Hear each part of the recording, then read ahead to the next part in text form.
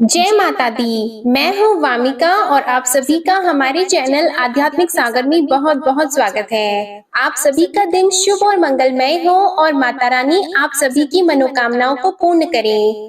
आज आप सुनेंगे चैत्र मास महात्म्य का अध्याय 5। देवी भागवत पुराण में आज आप सुनेंगे मधु कैटभ को देवी का वरदान, भगवान विष्णु का योग निद्रा के अधीन होना, ब्रह्मा जी के द्वारा देवी की स्तुति और भगवान विष्णु का योग निद्रा से जागरण का वर्णन।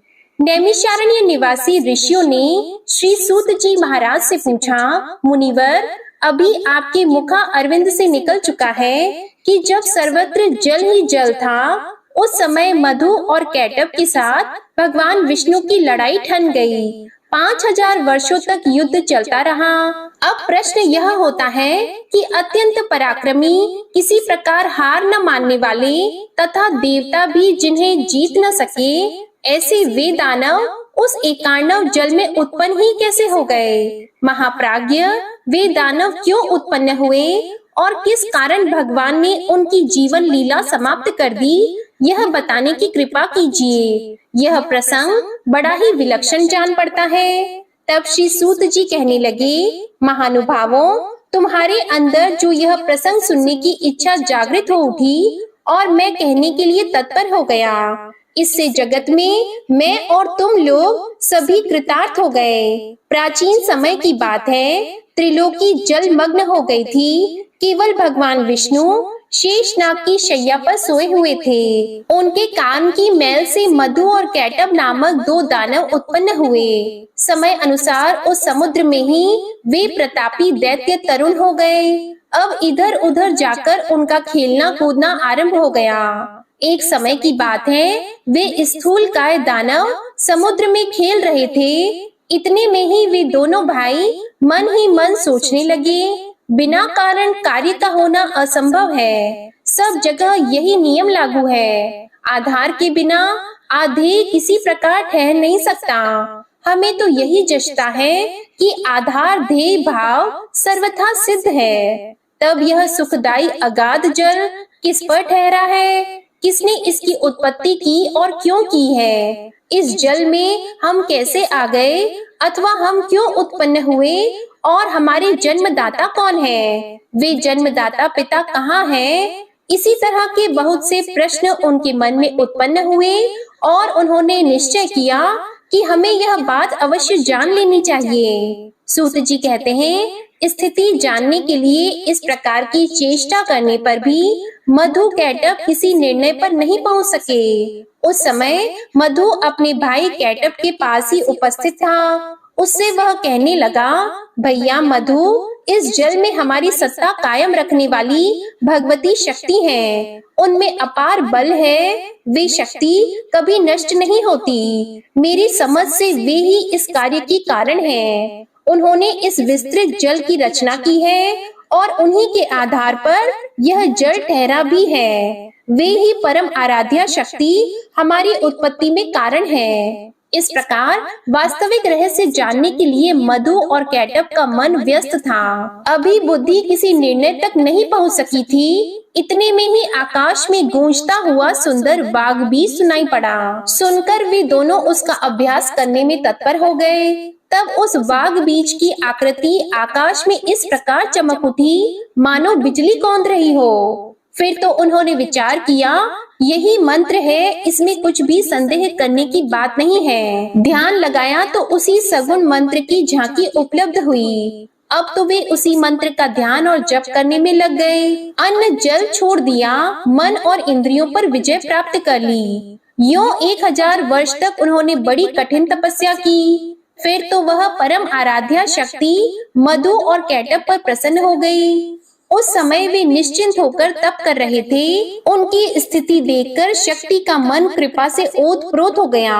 अतः आकाशवाणी होने लगी, दैत्यों, तुम्हारी तपस्या से मैं प्रसन्न हूँ, स्वेच्छा अनुसार वर मांगो, उसे मैं पूर्ण कर दूं। श्री सूत जी कहते हैं कि इस प्रकार की आकाशवाणी सुनने के बाद मधु और कैटब ने कहा, सुंदर व्रत का पालन करने वाली देवी, आप हमें स्वेच्छा मरण का वर देने की कृपा करें। तभी आकाशवाणी हुई, दैत्यों, मेरी कृपा से इच्छा करने पर ही मृत्यु तुम्हें मार सकेगी, यह निश्चित है। देवता और दानव किसी से भी तुम दोनों भाई पराजित न हो सकोगे। सूत जी कहते हैं, देवी के यो वर देने पर मधु और कैटब को अत्यंत अभिमान हो गया। अब वे समुद्र में जलचर जीवों के साथ क्रीड़ा करने लगे।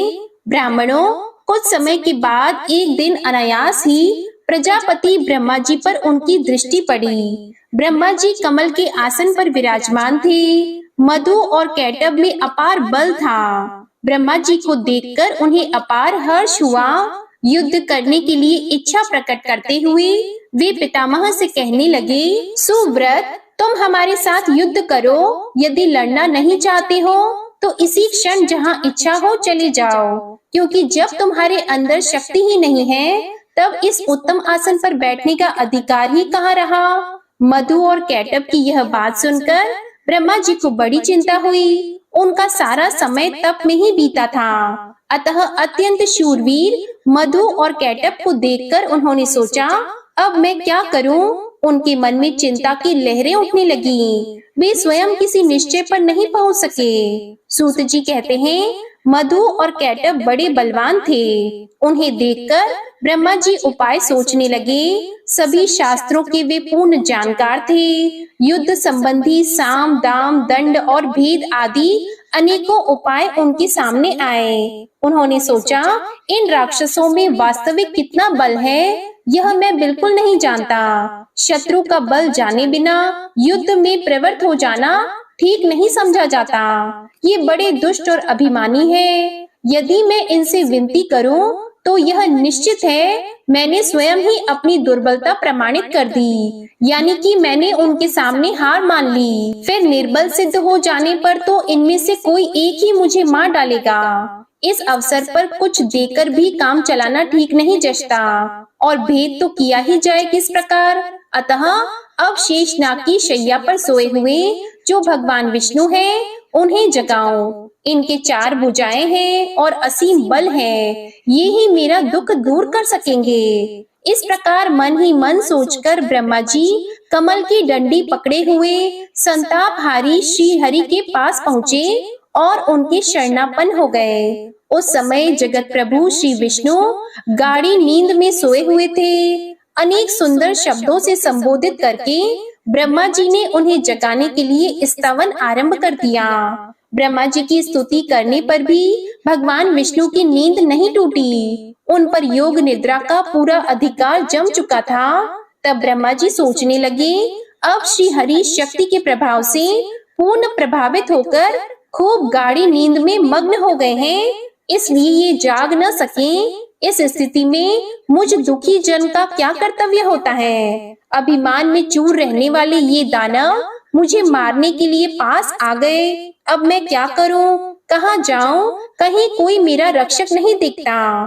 ब्रह्मा जी मन ही मन सोचने के बाद एक निर्णय पर पहुँचे। फिर तो मन को एकाग्र करके उन्होंने उस योग निद्रा की स्तुति आरंभ कर दी, जिसके प्रभाव से भगवान विष्णु गहरी निद्रा में लीन थे। उनके मन में ऐसा विचार स्थिर हुआ कि अब केवल भगवती शक्ति ही मेरी रक्षा करने में समर्थ है, जिनके प्रभाव से भगवान विष्णु अचेत से हो गए हैं, हिल-डुल नहीं सकते। जिस प्रकार मरा हुआ प्राणी शाब्दिक गुणों को समझने में असमर्थ हो जाता है, इस समय ठीक वही दशा इन भगवान श्री विष्णु की हो गई है। नींद से आंखें बंद है, ये कुछ जानते ही नहीं। इनकी मैंने निरंतर इतनी स्तुति की, फिर भी ये निद्रा को दूर न कर सके। समझ गया इनके वश में निद्रा नहीं है, किंतु ये ही निद्रा के अधीन होकर रहते हैं। जो जिसके वश में रहता है वह उसका अनुचर है, यह बिल्कुल निश्चित बात है।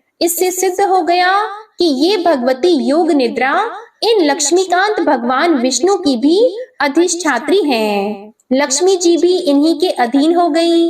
क्योंकि पतिदेव विष्णु ही जब अधीन हो गए तब उनकी अलग सत्ता कहाँ हुई। इससे निश्चित होता है कि यह अखिल ब्रह्मांड भगवती योग निद्रा के अधीन है। मैं, विष्णु, शंकर, सावित्री, लक्ष्मी और उमा सभी इन्हीं योग निद्रा के शासन सूत्र में बंधे हैं। इस विषय में अब सोचने विचारने का तो कोई अवसर ही नहीं रहा। जब साधारण मनुष्यों की भांति स्वयं भगवान विष्णु ही इसके प्रभाव से प्रभावित होकर नींद में अचेत से हो गए हैं, तब अन्य महात्मा पुरुषों पर इनका अधिकार है या नहीं, यह तो विचार ही नहीं उठ सकता। इसलिए अब मैं इन भगवती योग निद्रा की स्तुति करूंगा, जिनकी कृपा से जगकर भगवान विष्णु युद्ध में मेरी सहायता करने में तत्पर हो सकेंगे। उस समय ब्रह्मा जी कमल पर विराजमान थे।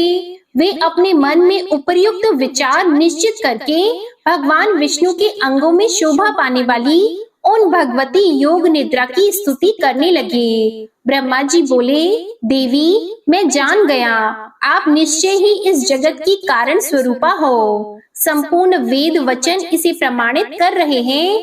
यही कारण है कि चराचर जगत को प्रबुद्ध करने वाले परम पुरुष भगवान विष्णु आज गाढ़ी नींद में मग्न हैं। माते, आप समस्त प्राणियों के अंतःकरण में निवास करती हो। भवानी, आप सगुण रूप धारण करके अपनी लीला प्रकट करती हो। आपके इस कार्य कौशल को कोई नहीं जान पाता। मुनिगण संध्या नाम से आपके गुणों की कल्पना करके प्रातः, साय और मध्याह्न तीनों समय निश्चित रूप से आपके ध्यान में लगे रहते हैं। माता, प्राणियों को सत असत का ज्ञान कराने वाली बुद्धि आप ही हो। देवी, देवता जिससे निरंतर सुख का अनुभव करते हैं, वह श्री आपका ही रूप है। अखिल जगत में आप कीर्ति, धृति, कांति, मति, रति और श्रद्धा रूप से विराजती हो। आप अखिल जगत की जननी हो। मैं दुखी होकर इसका प्रमाण खोजने में प्रयत्नशील था। इतने में भगवान विष्णु आपके अधीन होकर नींद ले रहे हैं। यही मुझे प्रत्यक्ष प्रमाण मिल गया। इससे अधिक अब सैकड़ों प्रमाणों की आवश्यकता ही क्या रही। देवी, वेदज्ञ पुरुष भी आपको नहीं जान पाते। हे देवी, यज्ञ में हवन करते समय भी वेदज्ञ पुरुष आपकी स्वाहा इस नाम का उच्चारण करते हैं। यदि वे स्वाहा न कहें तो देवता लोग यज्ञ भाग से वंचित ही रह जाएं। इससे देवताओं को वृत्ति देने वाली भी आपकी ही सिद्धि हुई। देवी, आप पहले भी मेरी रक्षा कर चुकी हो, वैसे ही अब इस देव शत्रु कैटब से भी मुझे बचाओ। वर देने वाली देवी, मैं मधु और कैटब को अत्यंत भयंकर देखकर भयभीत होकर आपकी शरण में आया हूँ। महानुभावे, इस समय भगवान विष्णु मेरे इस दुख को नहीं जानते, ऐसी मेरी समझ है, क्योंकि वे आपकी माया से अचेत होकर जड़वत पड़े हैं। ऐसी स्थिति में या तो आप भगवान विष्णु पर से अपना प्रभाव खींच लीजिए अथवा इन दानवराज मधु और कैटब का स्वयं संहार कीजिए। इन दोनों में जो आपकी रुचि हो वही कीजिए। भगवती लक्ष्मी भी आपके ही अधीन है, अतः वे भी अपने पतिदेव श्री हरि को नहीं जगा सकती। जान पड़ता है उन्हें भी आपके प्रभाव से अकस्मात नींद आ गई, जिससे वे परवश की भांति सो गई हैं, जगती ही नहीं। हे देवी, आप संपूर्ण जगत की माता हो। सभी मनोरथ पूर्ण करना आपका स्वभाव है। जो लोग अन्य देवताओं की उपासना छोड़कर आपके परायण होकर चरण कमलों में उत्तम भक्ति स्थापित करते हैं, वे बड़भागी जन धरातल पर धन्य हैं। हे भगवती, धी, शांति, कीर्ति आदि मंगलमय वृत्तियां आपके ही गुण हैं। आप दिव्य स्वरूपिणी हो। आपकी शक्ति जो निद्रा है उसके अधीन होकर वे विष्णु बंदी की भांति असमर्थ से हो गए हैं। आप ही भगवती शक्ति हो। अखिल जगत में आपका ही प्रभाव व्याप्त है। हे माते, आपने ही युग के आरंभ में विष्णु को जगत का पालन करने के लिए उत्तम शक्ति प्रदान की है। वे समस्त संसार की रक्षा में सफल भी हुए, किंतु आज वे पराधीन से पड़े हैं। हे भगवती, मुझे उत्पन्न करके यदि मेरी स्थिति कायम रखना चाहती हो तो मौन भाव का परित्याग करके दया करने की कृपा करो। ये दानव काल स्वरूप हैं, इन्हें आपने बनाया ही क्यों, अथवा मेरा उपहास कराने की इच्छा से ही इन्हें प्रकट कर दिया। हे भवानी, मैंने आपकी अद्भुत चेष्टा जान ली। संपूर्ण संसार की सृष्टि करके आप स्वतंत्र रूप से आनंद का अनुभव किया करती हो, फिर चराचर जगत को अपने में लीन भी कर लेती हो। एक तो आपने पहले मुझे जगत सृष्टा बना दिया, वहीं मैं यदि दैत्य के हाथ से मारा गया तो मेरी बड़ी अपकीर्ति होगी। श्री सूत जी कहते हैं, जब इस प्रकार ब्रह्मा जी ने भगवती देवी की स्तुति की, तब तामसी निद्रा देवी भगवान विष्णु के श्री विग्रह से निकलकर बगल में खड़ी हो गई। अब अमित पराक्रमी भगवान श्री हरि के सभी अंगों से निद्रा देवी का अधिकार उठ गया। मधु और कैटब के संहार के लिए ही भगवती योग निद्रा ने ऐसी कृपा की थी। फिर तो भगवान श्री विष्णु जब अपने शरीर को हिलाने डुलाने लगे, तब उनके दर्शन करके ब्रह्मा जी आनंद विभोर हो उठे। साथ ही उन्होंने श्री हरि की परिक्रमा आरंभ कर दी। ऋषियों ने पूछा, हे महाभाग सूत जी, इस कथा प्रसंग को जानकर तो हमें बड़ा ही आश्चर्य हो रहा है, क्योंकि वेद शास्त्र पुराण और विज्ञ जनों ने सदा यही निर्णय किया है कि ब्रह्मा विष्णु और शंकर ये ही तीनों सनातन देवता हैं। इनसे बढ़कर इस ब्रह्मांड में दूसरा कोई देवता है ही नहीं। ब्रह्मा जी सारे संसार की सृष्टि करते हैं। जगत का संरक्षण भगवान विष्णु के अधीन रहता है। प्रलय के अवसर पर शंकर जी उसका संहार किया करते हैं। इस जगत प्रपंच के ये ही तीनों देवता कारण हैं। ये वास्तव में एक ही हैं, किंतु कार्यवश सत्व रज और तम आदि गुणों को स्वीकार करके ब्रह्मा विष्णु एवं शंकर नाम से विख्यात होते हैं। इन तीनों में परम पुरुष भगवान विष्णु सबसे श्रेष्ठ हैं। वे जगत के स्वामी और आदि देव कहलाते हैं। उनमें सब कुछ करने की योग्यता है। दूसरा कोई भी देवता उन अतुल तेजस्वी श्री विष्णु के समान शक्तिशाली नहीं है। फिर ऐसे सर्व समर्थ परम प्रभु भगवान श्री विष्णु योग माया के अधीन होकर कैसे सो गए? महाभाग, हमें यह महान संदेह हो रहा है। इस मंगलमय प्रसंग को सुनाने की कृपा कीजिए। सुव्रत, आप पहले जिसकी चर्चा कर चुके हैं और जिसने परम प्रभु विष्णु पर अधिकार जमा लिया, वह कौन सी शक्ति है? कहां से उसकी सृष्टि हुई? उसमें कैसे इतना पराक्रम हो गया और क्या उसका परिचय है? यह सब बताने की कृपा कीजिए। जो सबके स्वामी हैं, जगत के गुरु हैं, सर्वोत्तम आत्मा है, परम आनंद स्वरूप है, सच्चिदानंदमय विग्रह है, सबकी सृष्टि करते हैं और सबका संरक्षण करते हैं, रजोगुण से रहित हैं, ऐसे सर्व गुण संपन्न भगवान श्री विष्णु विवश होकर कैसे नींद में अचेत हो गए? आप में अप्रतिम ज्ञान भरा है। हमें ये जो महान संदेह हो रहा है, इसे आप अपनी ज्ञानमयी तलवार से काटने की कृपा करें। श्री सूत जी कहते हैं, मुनिवरों, चराचर सहित इस त्रिलोकी में कौन ऐसा है जो इस संदेह को दूर कर सके? ब्रह्मा जी के पुत्र नारद, कपिल आदि दिव्य महापुरुष भी इस प्रश्न का समाधान करने में निरुपाय हो जाते हैं। महानुभावों, यह प्रश्न बड़ा ही गहन और विचारणीय है। इसके संबंध में मैं क्या कह सकता हूँ? जिनसे यह इतना विशाल चराचर जगत उत्पन्न हुआ है, उन भगवान विष्णु को ही वेदों में सर्व अंतर्यामी और सबका रक्षक बताया गया है। अतएव वैदिक सिद्धांत को मानने वाले सभी लोग उन परम प्रभु भगवान नारायण के चरणों में मस्तक झुकाकर उन्हीं की उपासना करते हैं। ऐसे ही कुछ लोग शंकर जी के भी उपासक हैं। महादेव, शंकर, शशि शेखर, त्रिनेत्र, पंचवक्त्र, शूलपाणी, वृषभध्वज, त्रयंबक, कपर्दी और गौरी देह अर्धधारी आदि नामों से भगवान शिव वेदों में विख्यात हैं। वे सदा कैलाश पर्वत पर रहते हैं। उनमें सारी शक्तियां निहित हैं। भूत गण उन्हें चारों ओर से घेरे रहते हैं। उन्होंने दक्ष का यज्ञ विध्वंस कर दिया था।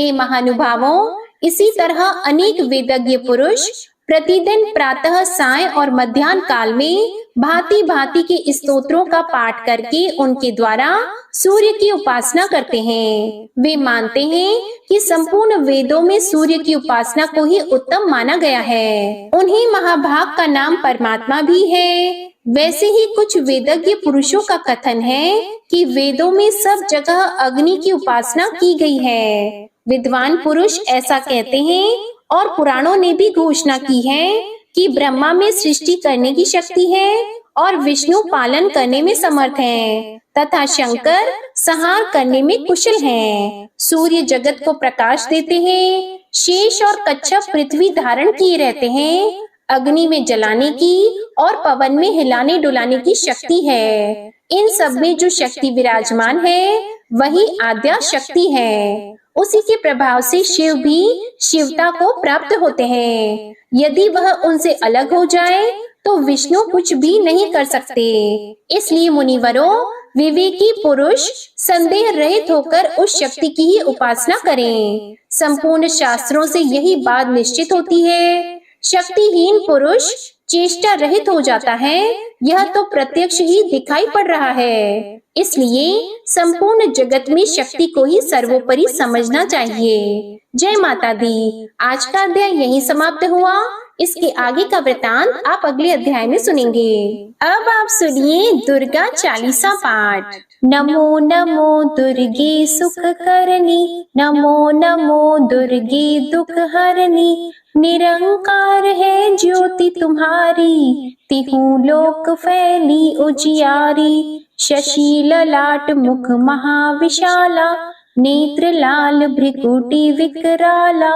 रूप मातु को अधिक सुहावे, दर्श करत जन अति सुख पावे। तुम संसार शक्ति ले कीना, पालन हेतु अन्न धन दीना। अन्नपूर्णा हुई जगपाला, तुम ही आदि सुंदरी बाला।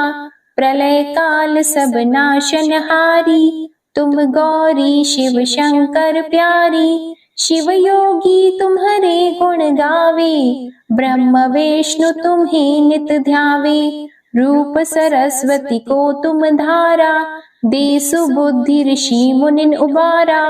धरयो रूप नरसिंह को अम्बा, परगट पई फाड़ कर खम्बा। रक्षा करी प्रहलाद बचायो, हिरण्याक्ष को स्वर्ग पठायो। लक्ष्मी रूप धरो जग माही, श्री नारायण अंग समाही। क्षीर संधु में करत विलासा, दया सिंधु दीजे मन आसा।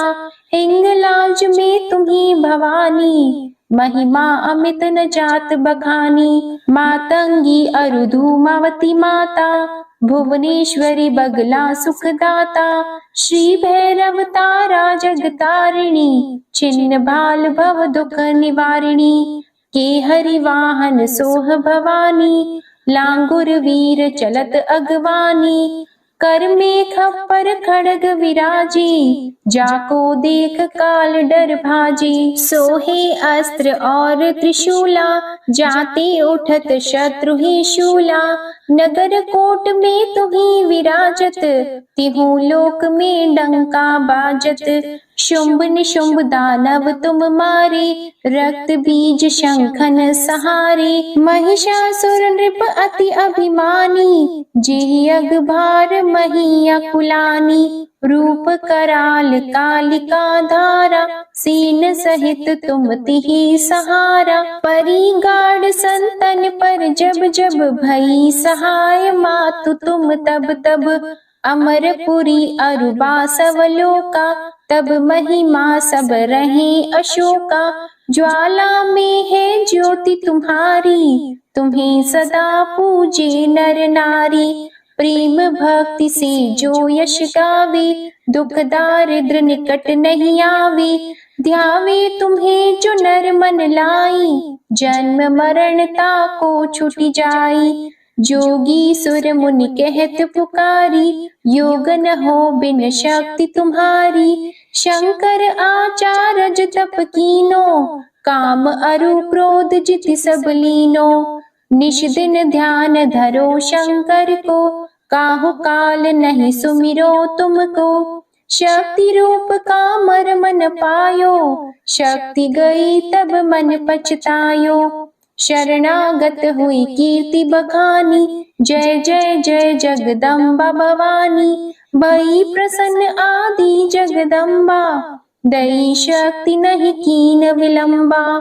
मोको मातु कष्ट अति घेरो, तुम बिन कौन हरे दुख मेरो। आशा तृष्णा निपट सतावी, मोह मदादिक सब बिनशावी। शत्रुनाश कीजे महारानी, सुमिरो एक चित तुम्हें भवानी। करो कृपा हे मातु दयाला, रिद्धि सिद्धि दे करहु निहाला। जब लगी ज्यों दया फल पाऊं, तुम्हरो यश मैं सदा सुनाऊं। दुर्गा चालीसा जो कोई गावे, सब सुख भोग परम पद पावे। देवी दास शरण निज जानी, करहु कृपा जगदम्बा भवानी। श्री दुर्गा चालीसा समाप्त होती है। प्रेम से बोलिए माँ अम्बे की जय। आपको आज की कथा पसंद आए तो वीडियो को लाइक करिएगा, शेयर करिएगा, कमेंट में माँ भगवती की जय लिखिएगा और चैनल को भी सब्सक्राइब करिएगा। इसी के साथ आज आप हमारे चैनल पर दशा माता की 5वीं कहानी शीतला माता की कथा और रविवार की व्रत कथा भी जरूर सुनिएगा। प्रेम से बोलिए जय माता दी।